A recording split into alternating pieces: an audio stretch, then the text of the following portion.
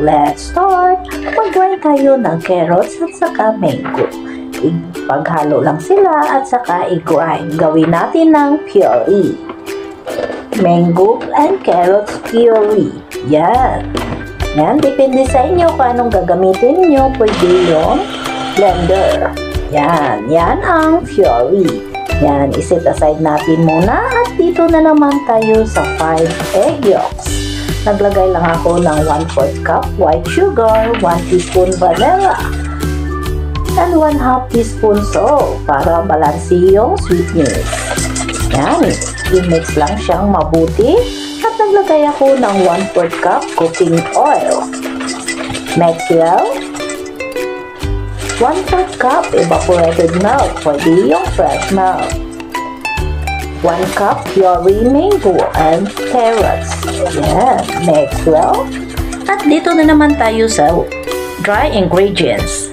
Yan, may 1 and 3/4 cup cake flour. At 2 teaspoon baking powder. Yan.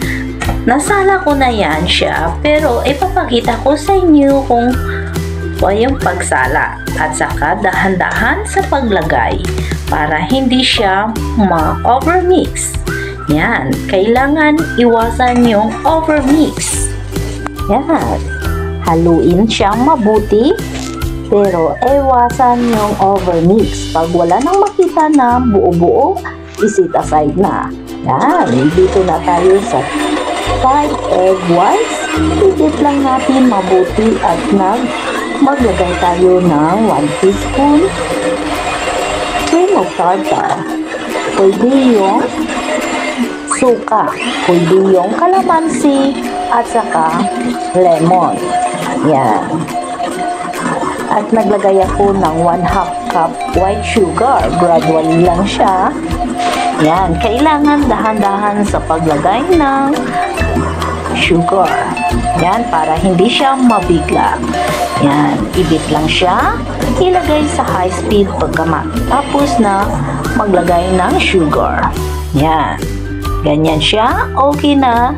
Yan ang hanap natin consistency na hindi pumabagsak. Yan. Yan, script lang natin ang mixture natin. At saka magkuha na tayo ng mirang natin konti. Halo lang siya konti. Dahan-dahan sa paghalo. Yan, dahan-dahan sa paghalo.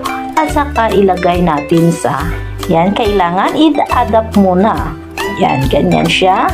Yan, ilagay na natin sa mirang. Ipaghalo na sila lahat.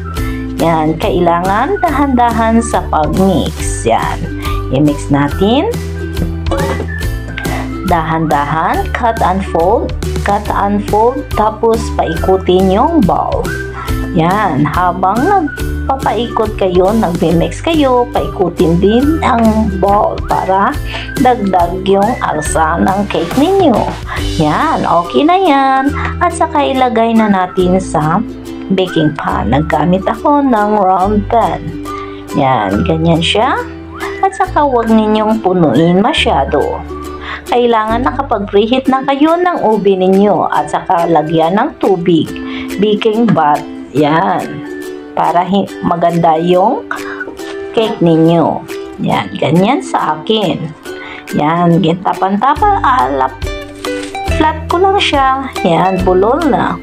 Yan, ganyan, itaktakin, 3 beses. Yan, ready to bake. Nag-preheat ako ng oven is 160 Celsius. Gin-bake ko siya sa 1 hour and 10 minutes. Depende sa oven ninyo. Hindi pari-pariyo yung oven natin. Ganyan na ang sa akin. Yan, palamigin lang siya.